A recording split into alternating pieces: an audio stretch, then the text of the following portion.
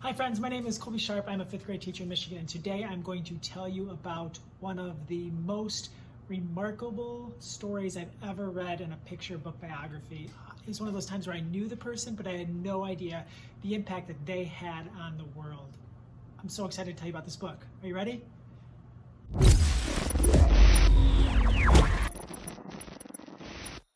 So before I tell you about this book and the amazing impact that this man had on the world and that this story had on me, I want you to tell me in the comments below, what is a picture book biography that you absolutely love? The story blew you away.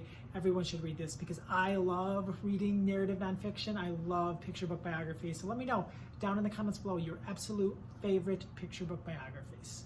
All right, so Elgin Baylor is one of the greatest NBA basketball players of all time. He would probably be in everyone's top 30 list for all-time greats. Just an absolute legend, a legend. And I knew he was a great basketball player, and I knew that he is all-time great, but I had no idea the impact that he had on the league.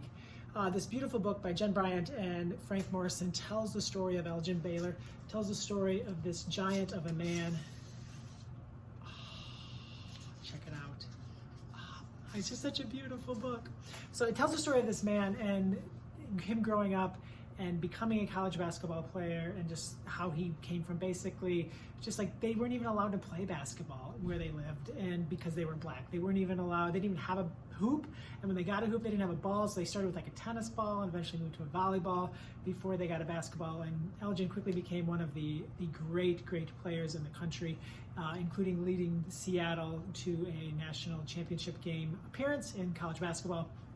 But what was remarkable to me in this story was the impact that Elgin Baylor had on society. When he was traveling with the Lakers when they were in Minneapolis, they came to places where blacks weren't allowed to stay, where blacks weren't allowed to eat, and he was really upset, and he didn't think that was right and that wasn't okay. So he actually protested a game, and he sat out a game, and people were so mad that he would choose not to play that they would pay to go to the game, and they would be missing this superstar player.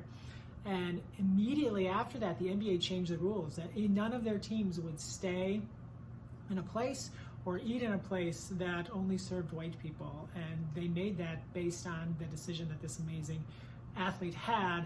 And it's just so fascinating to see the impact that an athlete can have on the world. We've all been seeing during the COVID-19 pandemic, when the NBA came back, the players believed so strongly in social justice, and they had things like Black Lives Matter, Say Her Name, equity, like equity in education, different quotes on the back of their jerseys instead of their names. And it's really powerful to see that anytime you tune into a basketball game. And they also had a moment when where the Milwaukee Bucks protested a playoff game due to a black man in their community being shot by police officers. And what I think is really interesting with that story and what's going on today in the NBA, and them also like increasing voting and trying to make it, opening up stadiums for voting in the election, and just doing different things to get people registered to vote. The NBA has always been this just progressive league. They've always done things to try to better the world. Even going back to the week that Dr. Martin Luther King Jr. was murdered, they had it was like what would be the conference finals today in basketball, and Bill Russell, who was the coach of the Celtics, was going against Wilt Chamberlain in this epic Game 1 matchup. Bill Russell had tremendous impact and voice in the civil rights movement. He was actually in the front row during Dr. King's I Have a Dream speech.